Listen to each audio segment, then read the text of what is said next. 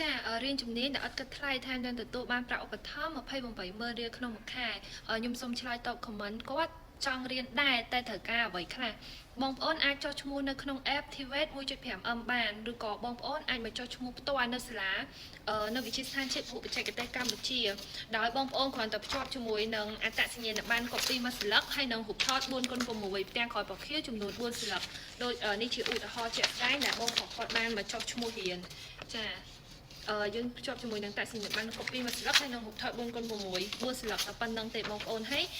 លក្ខខណ្ឌចូលរៀនអត់មានអីច្រើនទេគាត់បងប្អូនមានអាយុចាប់ពី15ឆ្នាំឡើងទៅដល់55ឆ្នាំក៏អាចចូលរៀនបានដែរហើយនៅវិទ្យាស្ថានជាតិឧបច្ចេកទេសកម្ពុជាយើងនឹងមានបរិញ្ញាជាង13មុខជំនាញមានការដំឡើងបណ្ដាញអគ្គិសនីក្នុងអាគារដំឡើងប្រព័ន្ធបញ្ជាម៉ូទ័រអគ្គិសនីការថែទាំនិងជួសជុលរថយន្តការថែទាំនិងជួសជុលអគ្គិសនីរថយន្ត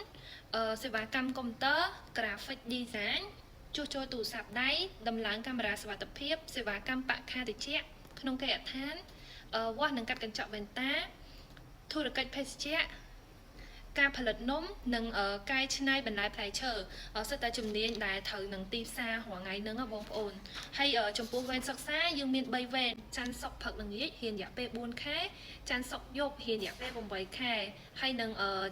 សៅរ៍អាទិត្យយើងរៀនរយៈពេល8ខែដែរបងប្អូន